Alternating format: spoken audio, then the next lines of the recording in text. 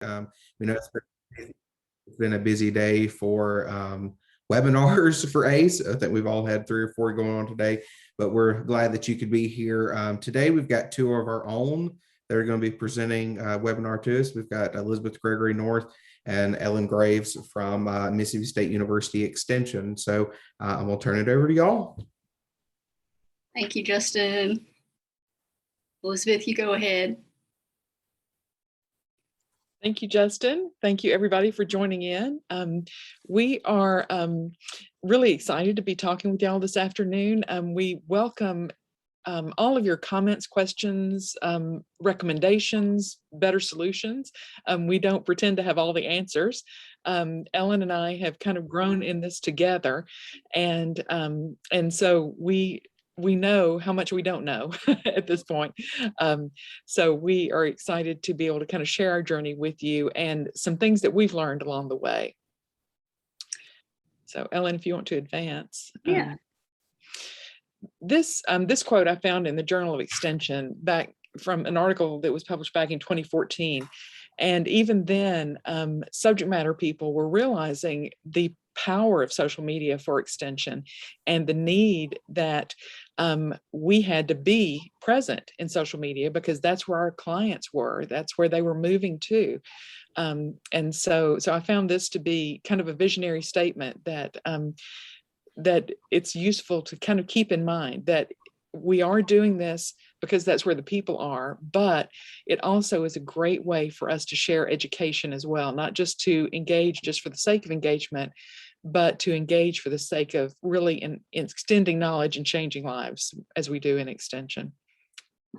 Ellen?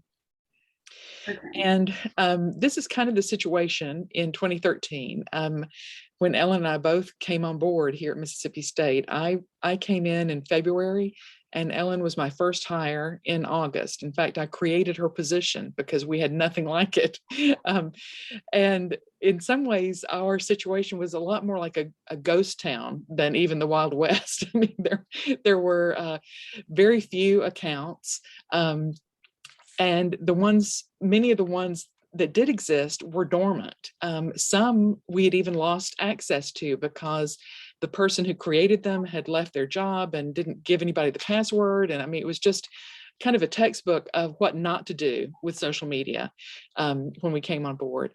There was no way to kind of unify the creation of accounts or rationalize the creation of accounts, or for people to request help with their social media accounts. We had a lack of buy-in or kind of understanding of the vision for social media among our subject matter counterparts, but also even in communications. There were even some people in this department before Ellen and I got here, and maybe even after, who felt that social media was a fad and it was going to go away, that it couldn't last. And we didn't have very much digital first content to share. We had basically publications that were long PDFs, we had media releases, but we didn't have kind of the kind of content that people react to in social. And all of that added up to just missing opportunities to engage with people and to be seen as relevant in the social media space. So from the ghost town to today, this is where we are now. And this is where I'll turn it over to Ellen because she's really built us up to this stage. So yeah, we've created quite the monster, but we're proud of it. So our social media footprint right now, and this is really like everything you can think of when it comes to total followers. This is our main accounts. This is, program level counts, county accounts. So on Facebook, our footprint is 165,000 plus, Twitter 22,000 plus, Instagram 21,000 plus. I really hope we can grow Instagram. I really feel like we can make a lot more progress there.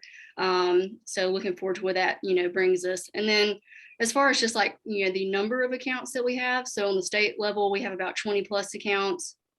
For counties, I'm really proud to say all 82 counties are on Facebook. Now, do they post every week? Right? Not all of them, but I would say we've made a lot of progress in getting a lot of them to post consistently. And when I say consistently, I mean like at least once a week.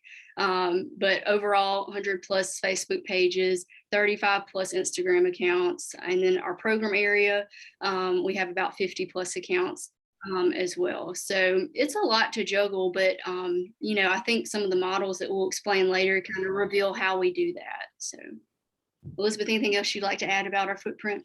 I don't think so. I think, but one thing I do want to say is that, as I mentioned earlier, that Ellen really has built this. She began early on, not just creating accounts and posting to accounts, but in building relationships with our extension agents especially, but also our faculty members, so that they have a level of trust in her. And she's been able to inspire them and guide them in ways, and encourage them to do things that they might not have done on their own in social, that they didn't have the confidence to do on their own. So I just want to give you kudos for Ellen. Thank you. Okay, let's see here. One of the things we kind of wanted to talk about before we jumped into the models is just some of like the basic foundational infrastructure that we had to really build. And, I feel like we have started to build a great foundation, but like Elizabeth alluded to, there's still a long ways to go. We don't know everything. But I've been here 8 years now, so it is kind of a hoot to start like looking back at like the different iterations of how things, go through.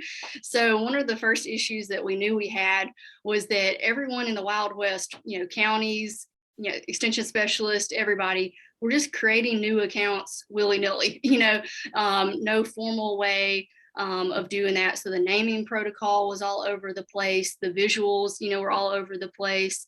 And so one of the first things that we implemented was just, as you can see on the left, a PDF basically that folks could fill out an extension and say, we want a new social media account. They would fill that out and they would either, attach it in an email and send it to me, or sometimes like one or two people would fax it, which I'm still like amazed at faxes for some reason. And so that's what we kind of started off with. And then in the last couple of years, we've graduated from PDFs to WorkZone, which is our project management system. And so now this is all done online. And so people can, ask for new accounts. They can also ask for help, with social media campaigns. So like any kind of request they have, it can come through WorkZone now. So that kind of shows you a little bit of the evolution that we've gone through for that part of it. And centralizing this process helps not only for us to know what's out there, but also Ellen is able to make extension, or the extension presence on that platform, a co-administrator of the accounts, so that extension never loses access to those accounts that are created by our faculty and agents. That's a great point. Yes. That's a great point, because that was kind of the sludge at first of trying to climb up that mountain, was like, because so many accounts had been created before I got here, I had to build those relationships basically and win trust over so I could gain access to those accounts. But then, of course, once you do that, any new account that's created, well, you're creating it so you have, administrator access to it. So that's helpful. And I do have to tell y'all, we had lost access to the Mississippi 4-H Facebook page. I mean, the main state level Facebook page for 4-H. So we had to resort to a little bit of subterfuge and get in touch with the daughter of the faculty member who created it, because she is the one who set it up, and kind of, I'm not sure, Ellen talked to her and got her to give us the password. So very delicate conversation. It was a very delicate conversation, but Ellen pulled it off. So well, it helped that I was new, I guess, and she didn't know me from Adam's Tomcat, but yeah, it was kind of nerve-wracking. Oh goodness. Okay, but that was kind of, one of the first bricks in our foundation, really. The next one was really the profile pictures. I think visually that's one of the strongest impacts that you can make. And so, when we first started kind of this process, we were both new, we're still gaining trust from folks. And so I knew though we needed to have baseline all the same look and feel to our profile pictures, especially at the county level. And so when the first iteration of us doing, and just so y'all know, like I didn't make that up on the left side, that was a real profile picture of somebody that way. I did not edit that. That's what a profile picture used to look like for a certain county, unnamed county profile picture. And so when I saw that, I said, good God. So what we started to do for the first iteration was we gave counties 3 options of a profile picture, and it was basically like the same design but different color options. And so that way I felt strongly about giving them a choice and not just being like, oh, someone on campus is making me change this, to this. So that was the first iteration. The second iteration, people, I'm sorry, I think I changed the slide. Oh God, let's see. Okay, so the second iteration of it, I decided, these people know me better, they know us better. And so we gave them one option that was maroon only. But I think that has worked just fine. No one has complained about it. So just visually having us all have the same, look and feel has been wonderful, I think, to kind of unify our brand on social. Elizabeth, any other thing about the profile pictures? No, I think that's it. I mean, you can see how the logo didn't really even fit before. So, having a professionally designed, something that really works for the platform, it goes without saying. It just makes you look like you belong there.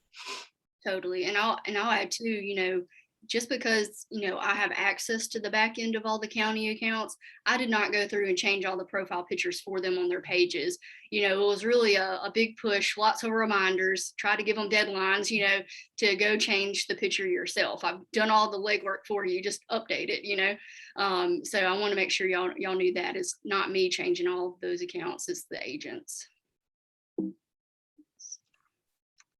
So the next thing too that we really had to put some thought behind was, hashtags.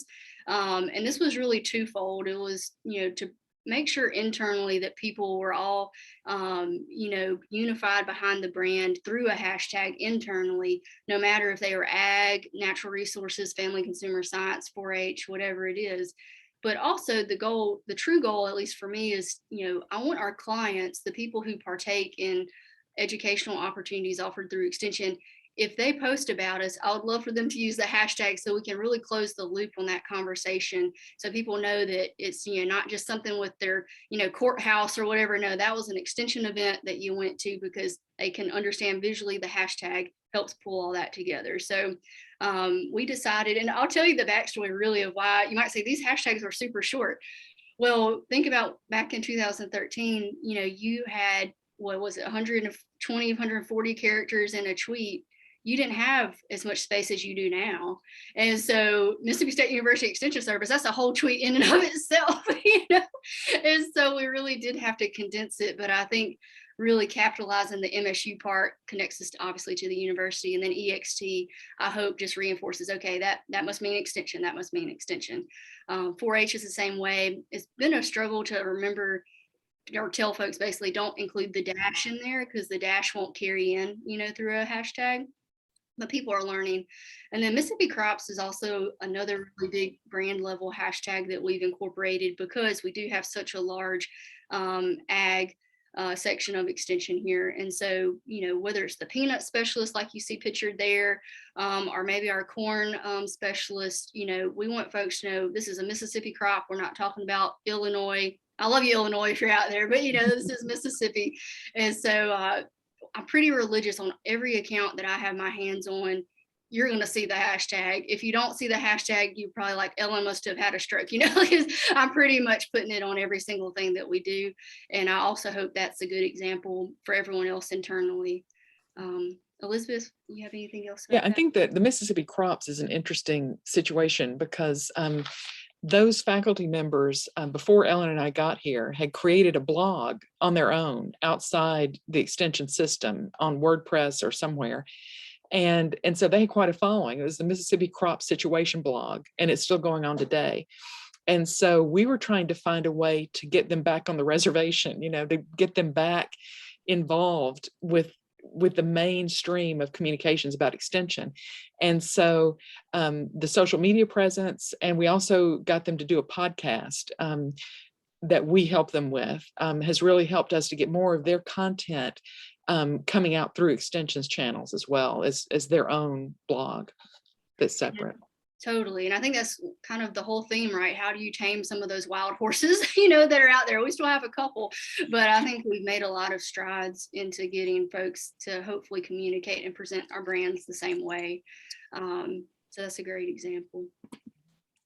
The other big thing that we had to really think about at the beginning was extension social media guidelines. And so I would imagine most of y'all have these in place, but of course, think about back in 2013, 2014, that was still relatively new. And so, of course, these guidelines go through several, iterations. As y'all know, you have to be flexible with social media because things change so much. But I'll tell you that these guidelines have, as a social media strategist, have really given me a lot of confidence.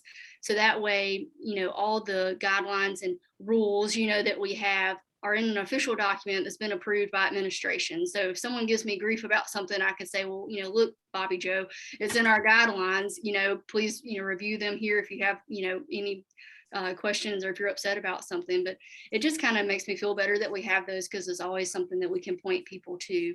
And of course, we always provide these with any new employees that get hired. This is part of the package of what they get. And I'm under no illusion that people read this every night before they go to bed. But, at least it is on file for people to look at and to absorb what we're trying to tell them.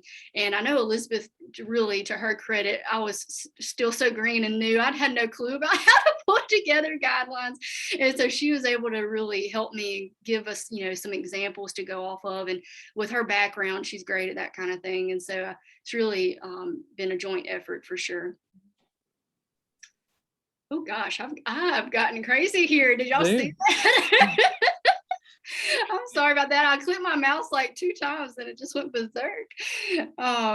Okay, y'all are about to say, Ellen, how much of this foundation are we building? There's one or two more pieces to it, but I think it kind of helps you understand what we're building on. So one of the other pieces of our foundation is really Hootsuite, StreamYard, and our Let's Get Social Facebook group. And so Hootsuite is what we use to schedule all of the posts that I have my hands on. So this is really like our state level branded accounts.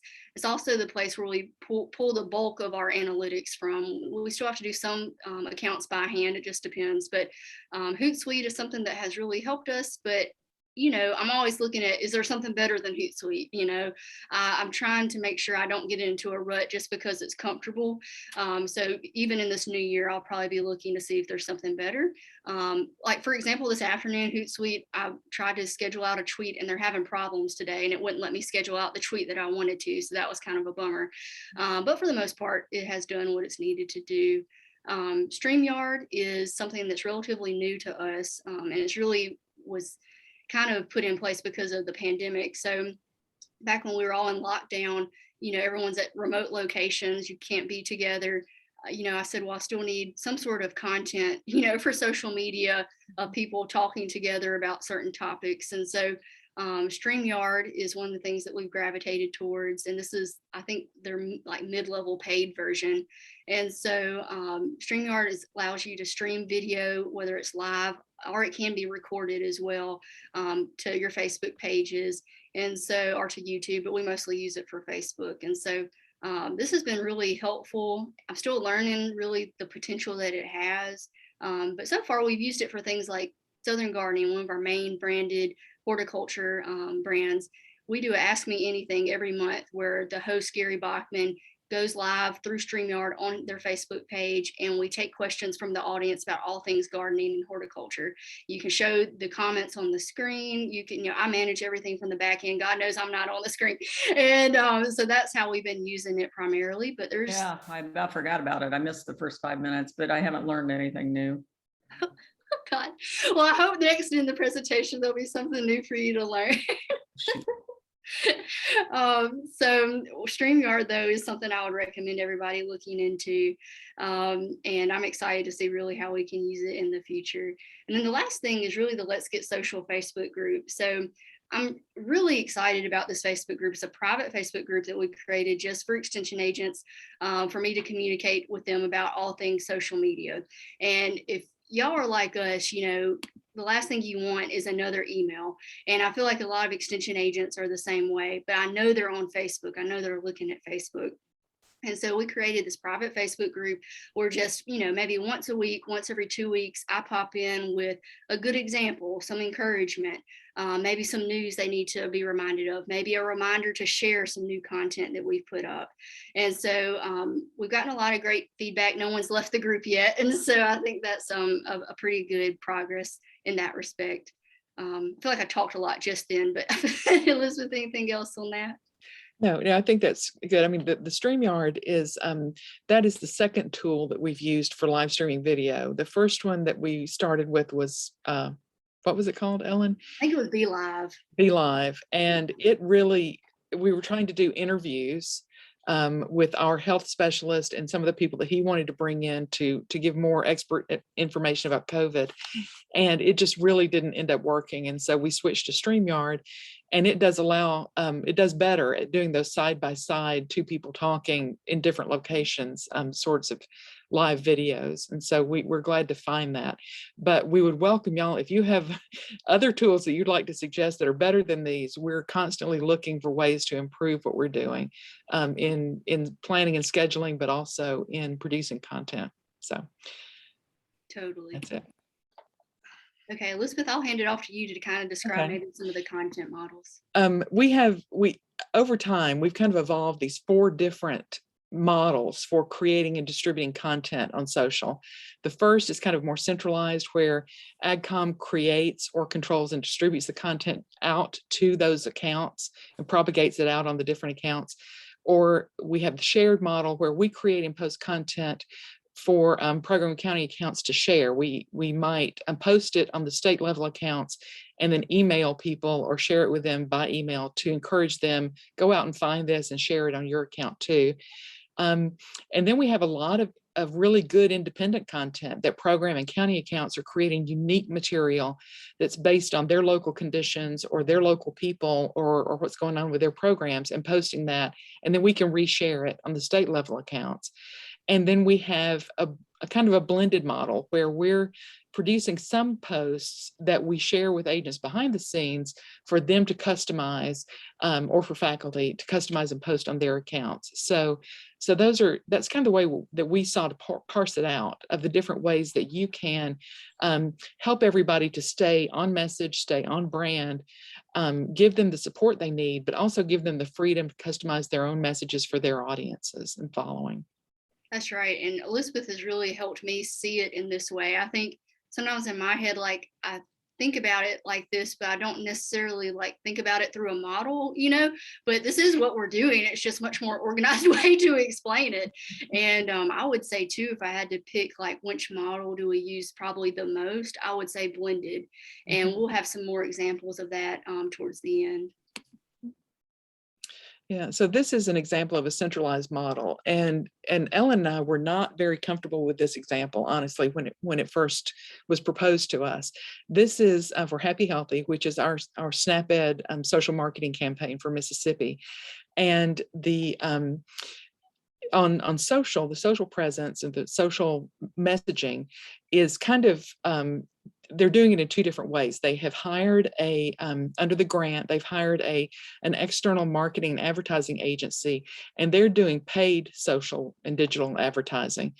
And then they wanted to have a organic version of some of those messages that was being posted to county extension office Facebook pages. But they didn't necessarily want to go the route where you email it to them and let them post it. They wanted to have more control over the timing and all of that. And so that's what we've been doing. And it's been going on for almost 2 years now, I think, almost throughout the COVID pandemic. This started about March of 2020. And so it's been interesting. It's been successful, I think. We do have some faculty members who are working on analytics on this and doing research to kind of compare the 2 different approaches to social, organic versus paid, all that kind of stuff. And we, some of the extension agents and others who manage those accounts at the county level have felt like they were losing some of the control over their pages. And so that's been the only negative that's come out of this. But I think that as it's gone on and they've seen the kinds of messages that are coming out, they've become more comfortable with it. And And Elizabeth, Yeah, she was spot on there. I think we both had a lot of reservations at first about this. And like she said, my thing was really, I felt like we had built up so much trust, with our county extension agents. And then, for campus folks to swoop in and automatically start, making posts on their accounts. That's what worried me the most. And I do think they've become more comfortable with it. But I'll tell you, from like a social media strategist perspective, as the only social media strategist, here, is that like, you can't do that for every grant, every program, so who gets to, and I think that's something, because they've opened this Pandora's box, we'll be having these discussions, I would assume, in the years to come. Right.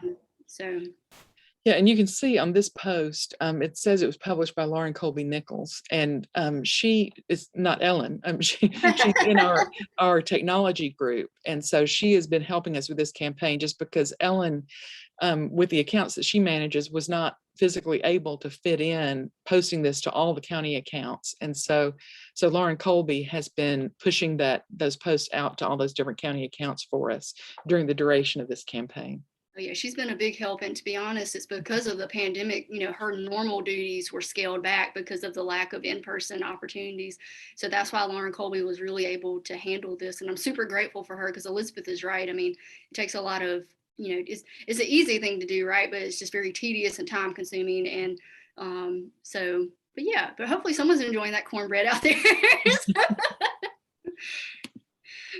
So the next model would be like the shared model example. And this model really came in handy during COVID-19. And I know everyone sounds like a broken record. I feel like a lot of examples and a lot of memories now are COVID-19. But as we all know, social media has been quite the hotbed over the last couple of years, between politics and COVID-19 and all that. And a lot of our extension agents and extension faculty were, kind of nervous about creating their own messaging. To be honest, we're a little nervous about that too when it comes to COVID-19. And so instead of encouraging them to create their own COVID-19 content, we really pushed out a lot of different kinds of COVID-19 content that they could share. And I think that helped them feel so much more comfortable with knowing from the get-go they're posting what needed to be posted. So one example is our Be a Hero campaign. Elizabeth can talk a little bit more about that in a second. And then the one too that I was super pumped about was the I Wear a Mask campaign. And this was kind of interesting because I feel like we hit this at a good time before people just kind of lost their ever-loving minds about it. And so, we were able to work with extension agents for them to take their own mask selfie and kind of put it in their handwriting, why they wear a mask. And because I think we made it so personable, and Mississippi is such a small place too, that everyone kind of knows everybody, that people the audience was way more reluctant to comment mean, nasty things when they are like, oh, that's Trent, I go to church with him, And so I really feel like we approached that in a good way. And I was really proud of that one as well. And then this last example, you can see David Baez, Dr. Baez, our health specialist. He recorded his own video of going to get his COVID-19 vaccine. And we kind of edited it together a little bit. But this example here in particular is, I shared this post in our Let's Get Social Facebook group and really, once again, internally pushed our extension agents, share this post on your county extension office pages. There's so many, especially rural places in Mississippi, that need to hear from a trusted source about vaccinations. And so that was one other avenue where I did not have to send an email, but I was still able to, please, share this kind of thing with our extension agents. So that kind of gives you an idea. And Elizabeth, please talk more about our Be a Hero campaign. Well, the Be a Hero series is something we started early in the pandemic, because we really were trying to find a way that we could help people feel empowered to do something about the campaign, about the pandemic, because at the time there were still so many unanswered questions, and there was so much confusion and so much uncertainty.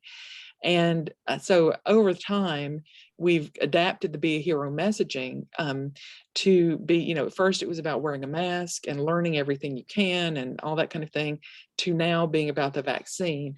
And so when we started the vaccine messaging, it was challenging, and Ellen was very nervous about it, and rightly so, because we did get some pushback on social from people commenting about, that this was an extension space, and, who are we to talk about this kind of stuff? We should stick to agriculture. And things like that. But we really tried to focus on, learning from trusted sources, getting the answers that you need to make your own decision. And so that was kind of the path that we took and tried to navigate through the kind of landmines that there are related to COVID vaccines online.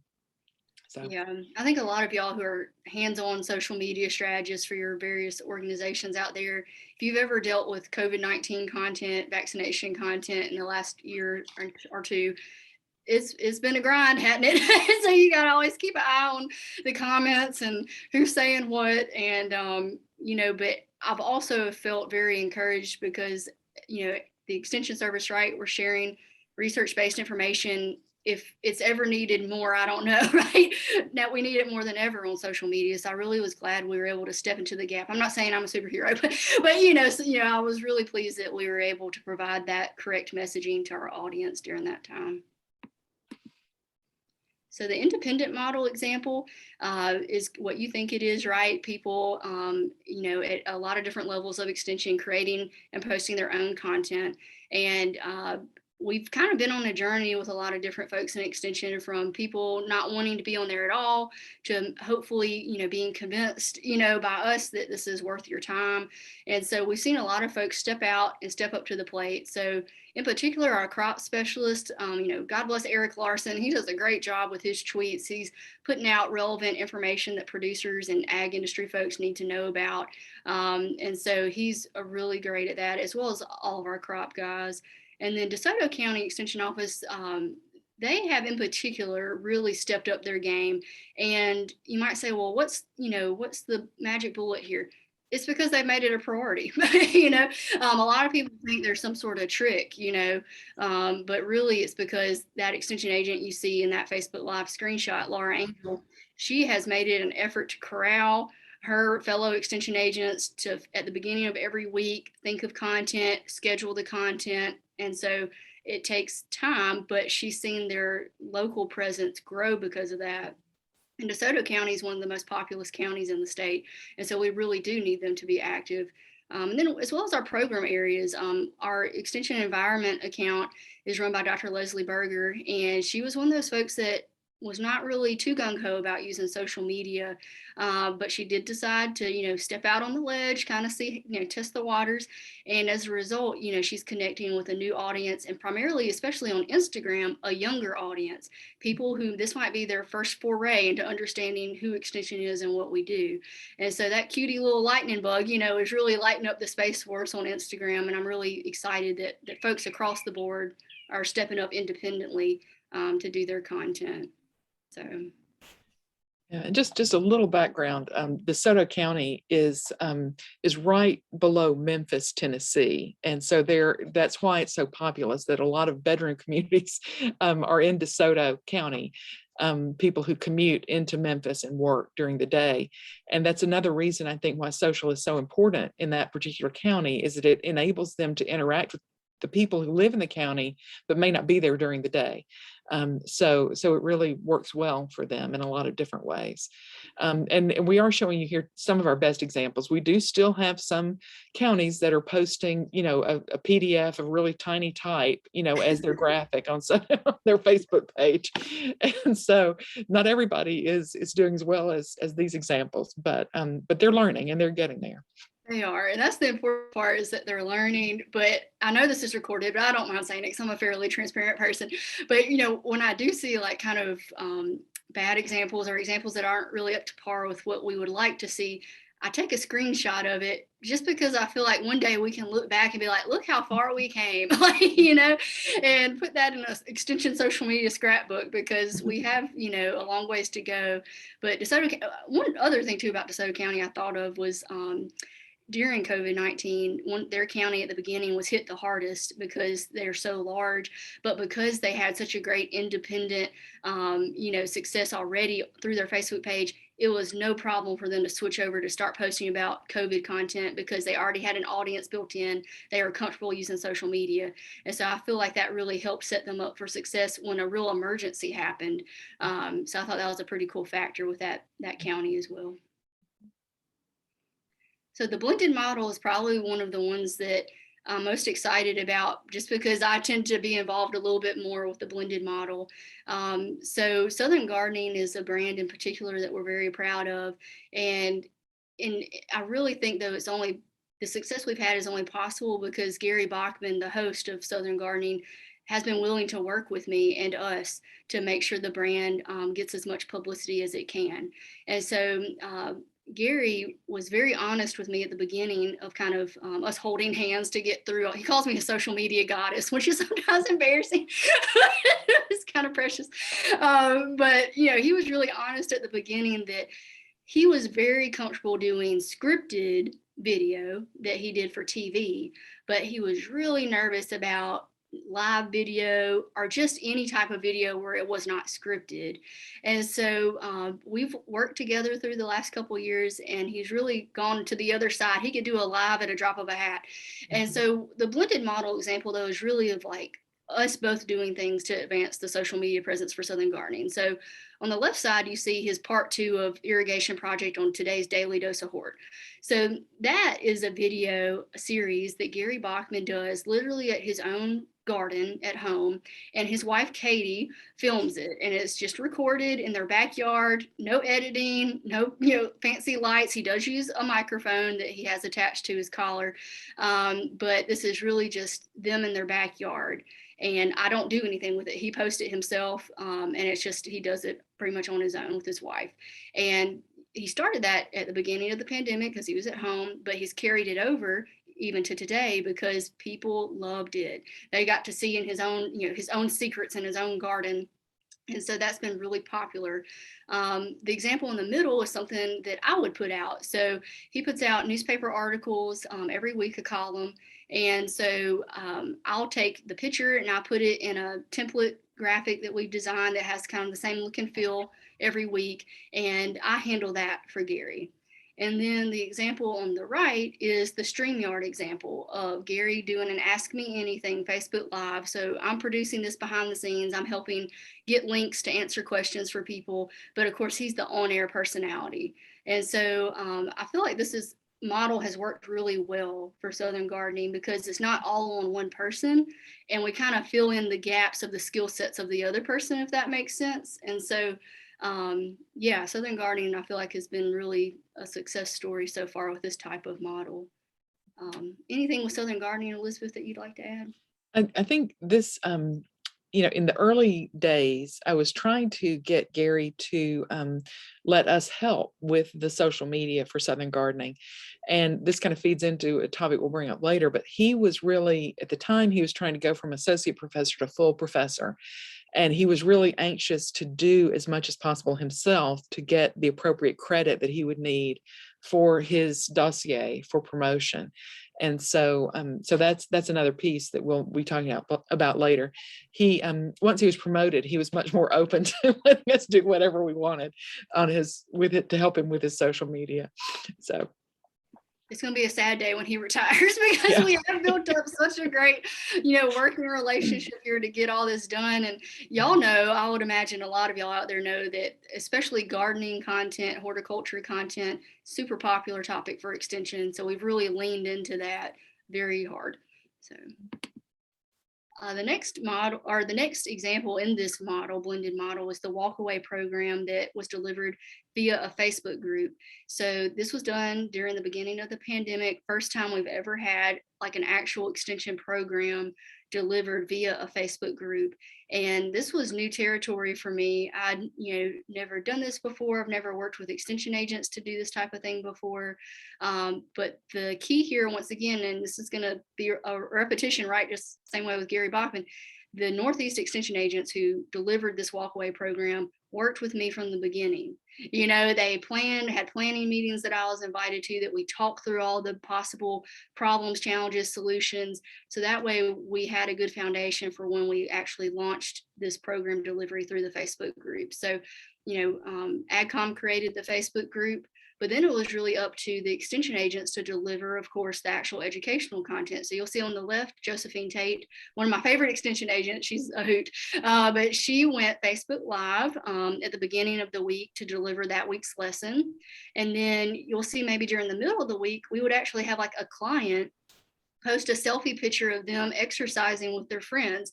And I think that's what I loved the most about this group was the feedback from the clients that were excited about the program they were learning in. And so that was awesome. And of course, this group is private, so not everyone is privy to this walkaway journey these ladies are on, but it gave feedback to the agents that, hey, they're on the right track. And then the other kind of piece of content you'll see is like the graphic, the snack makeover, talking about the apple. So that was the other piece of content that I did work with extension agents to create that graphic, design for them. And then they posted it into the group.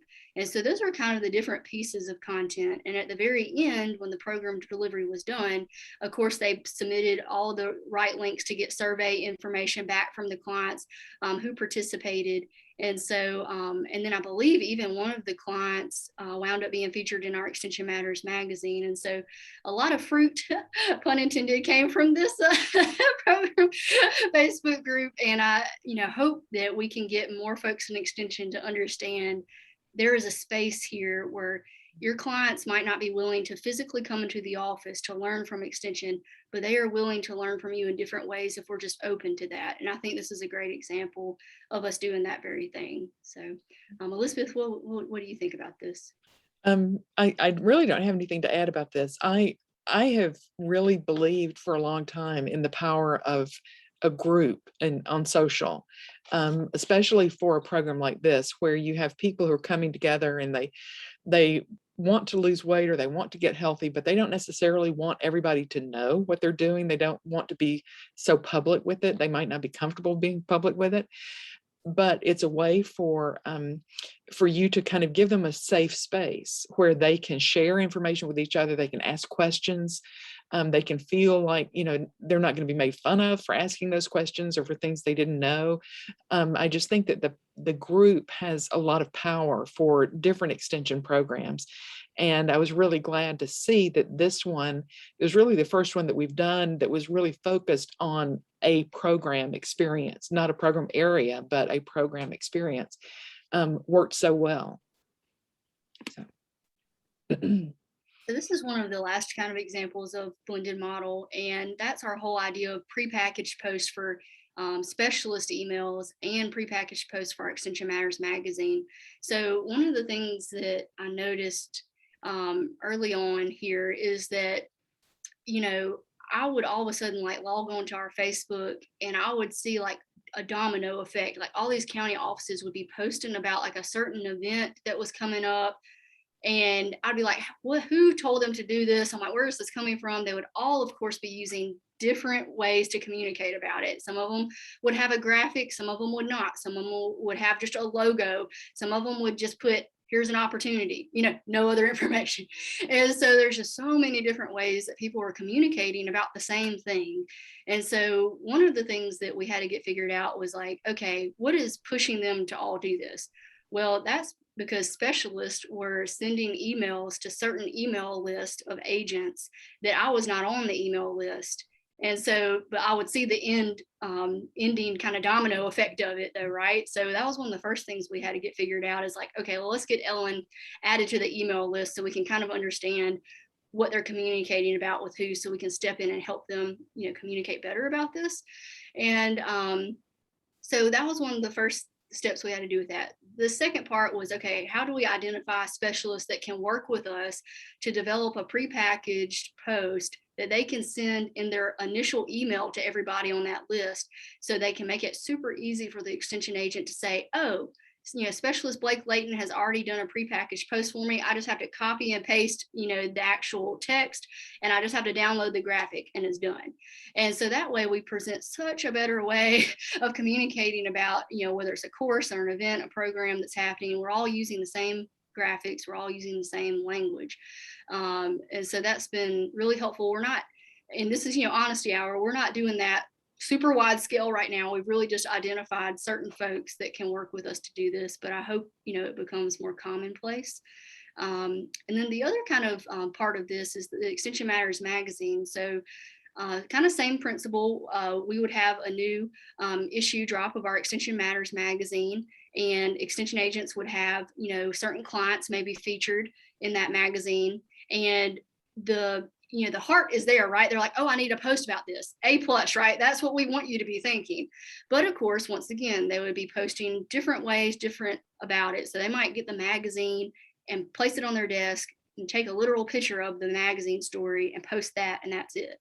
And so I worked with my coworker who leads the magazine, Leah Barber, and we said, well, maybe there's a way to include prepackaged posts to emails to those agents that have clients featured in the magazine, so we can post about that in the way that's the best. And so that's what we've done. As you can see on the right, we provide them with a picture and a short little text caption to go with it. And so that way we're communicating about it in a way that's really the best for social media. So those are two examples of that. And I'd imagine we'll be doing probably more of that kind of stuff in the future. Yeah. The future. Didn't even plan that. Elizabeth, do you want to go first, and then I'll add? Sure. Yeah. I mean, these are just kind of the things we're thinking about. Is we really do hope and expect there to be more program delivery via Facebook groups or whatever comes after Facebook.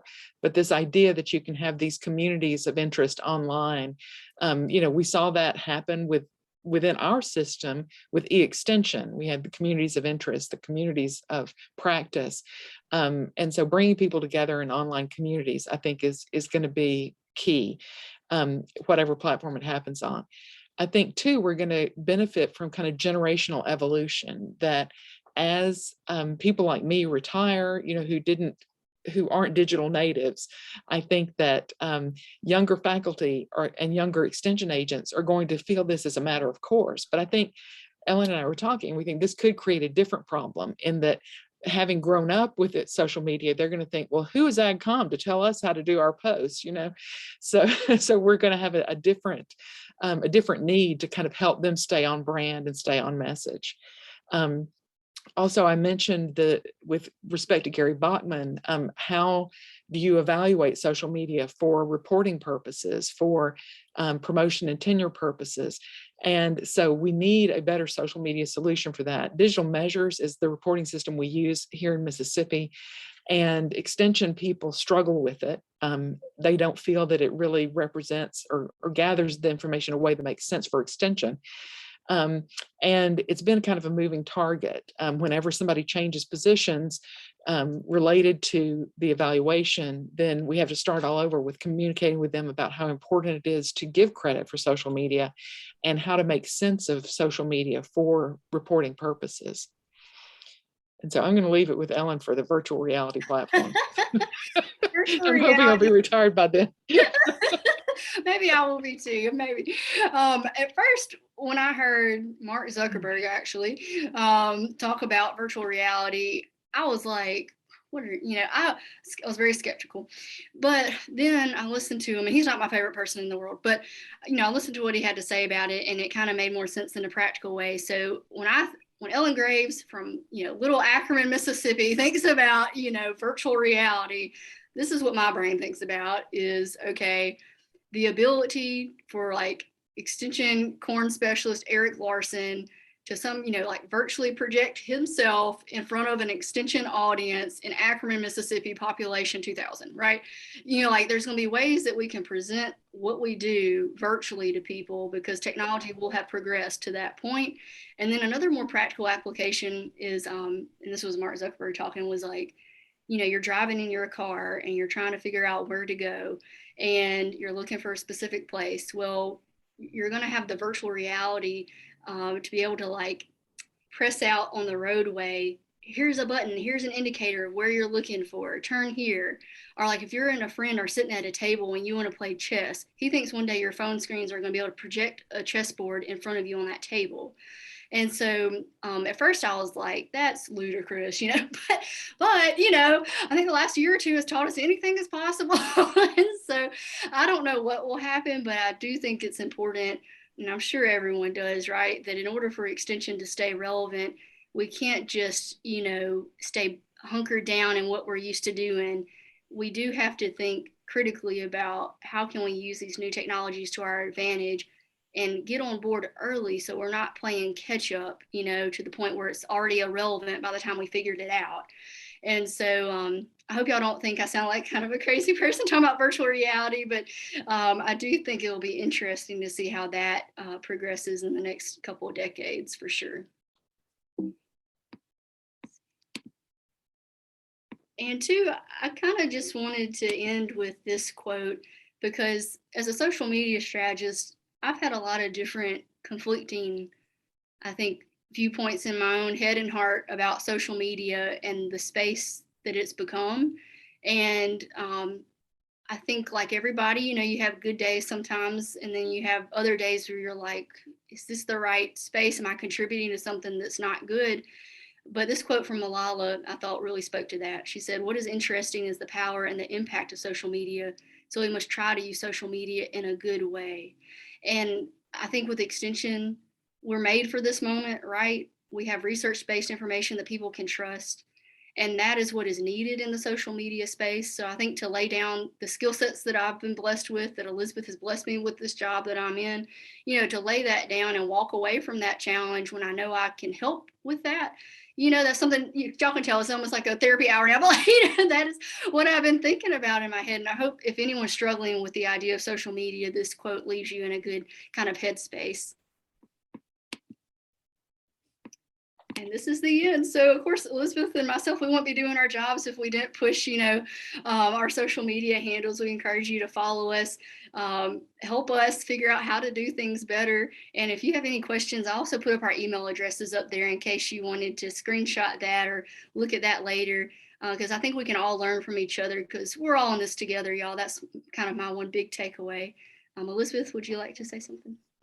No, that's it. Just thank you for joining us this afternoon, and we welcome your comments and questions. I think Chris has a question now. So let's see. Can you unmute, Chris? Yeah, I'm unmuted. I just Okay. have to remember to lower my hand. So I have so many questions, but I'm going to have to boil it down to one. The social media guidelines, official document approved by administration. Is that Extension administration? Is that MSU administration? Is that your MSU Central Marketing Administration? That's my biggest question is, I understand that obviously it's been signed off, but do you encounter friction, pushback by having your own guidelines? The short answer is no. That's a really good question, though. We pursued this through Extension, got approval of the Extension director, and we are a separately funded unit from the rest of the university. So we have a little bit of autonomy there, especially related to communications. We were kind of ahead of the university in that respect. The university didn't have social media guidelines at the time. And so, in fact, when they developed them, they kind of based them on ours. So, that was kind of how it came down. But I do have a really good relationship with the head of the university's Office of Public Affairs. He's the chief communications officer for the university. And so he did review them, and tell us that he thought they were good. We didn't go through an official approval process with him, though. Okay, and I'm going to squeeze one more in. I hate to dominate this, but just squeeze one more in. Do you have folks who go outside of your review, request process and create their own accounts? And when that happens, what do you do? So no, that really doesn't happen as much anymore, because I think they know that I'm on social media all the time. So I'm most likely going to see what they've done, and I'm going to call them or I'm going to email them, and I'm going to say, "Hey, Jimmy, I saw this new account." And I try to bring them back in, corral them back in into, what their options are.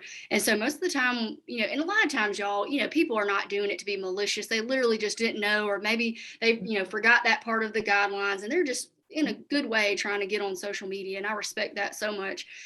So oftentimes, I just say, thank you so much for, creating this account, but let's make sure it fits the guidelines. Here's the next steps of what I'm going to be doing with this account. And generally that's when I get the password from them and we move forward from there.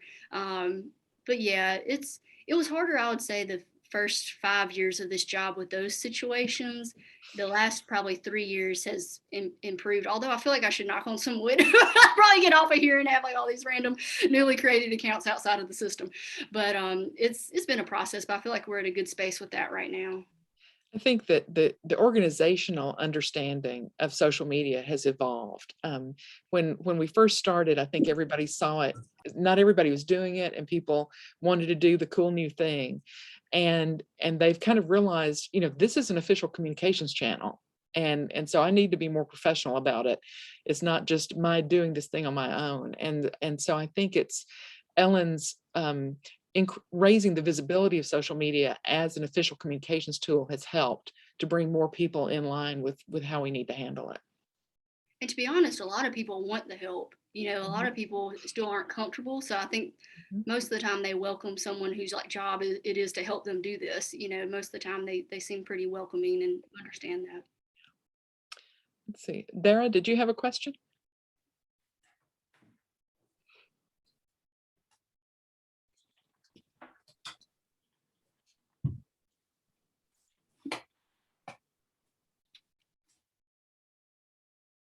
Are there other questions? Hi, yes. Can you hear me? Yes. Hey, Dara. Yeah. Hey. Okay, so I'm in a bad location connection wise, so I keep dropping in and out. Oh, okay. We're glad you're here. I think we lost you again. But I really had some type of chat because also now a delay. But I'll try to speak. If you can't hear me, you could say so, and I'll stop and just type. Working at the university with the PR office and working on their social media guidelines, it has been literally over 8 years before it got to the point where it's at now. And I did want to ask the question just to get some examples of how different areas were able to get the buy-in. I mean, I think for us, the most important thing in the beginning was getting the extension director to understand what we were trying to achieve and why. Because at the very beginning, we did get a little pushback from people who wanted to manage their own accounts without interference from us. And so he really understood the need for it in terms of positive branding, but he also understood the need for it in terms of exposure, that the risk of having rogue accounts out there was just too great. Creating guys is one thing, encouraging it. Yeah, and two, I was just going to say that if you're in the southern region, or the 1890 region, we did collect the social media policies from all the AgCom units on the Southern Region Program Leaders Network website. So I think we still have a link to them there if y'all would like to see them. I'm not sure how current they are, but most of us in the Southern region, the 1890 region, I think had guidelines at that time when we did the collection. I have a question, if nobody else does. For ours, because we have county pages and program pages, and we've asked that we have a fake Facebook account that's from the name of a long dead director of extension in Alabama. I was curious, how is that how y'all kind of manage that? Y'all have like a personal profile out there somewhere? So yeah, it's kind of tricky. My personal account is linked to a lot of these because I'm kind of boring on social media, and why not?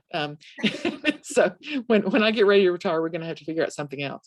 But Ellen did create an account that so far Facebook is allowing it to manage those accounts. It's not a fake person, but yeah, it's Ellen, basically just it's just like a shell account. Now, honestly, Elizabeth, I can't even remember. I think that account might have been created before I got here. So I think I just felt like I was grandfathered into it, basically. I mean, that was before Elizabeth's time too, of course. Yeah. And so, I use that as the vessel to really do a lot of that work with all these accounts on Facebook. But then at some point, approximately 3 years ago, it spazzed out, and I thought everything was like not good anymore. And so that really freaked me out. And so I'd been waiting for the longest time about adding like my personal Ellen Graves account to everything. But I just bit the bullet and did it because I didn't really see any other way. And so now I'm just like personally attached to every account basically that's out there for MSU Extension. And the kicker there is just turning off all the notifications so you don't wake up to like 2,000 notifications every morning.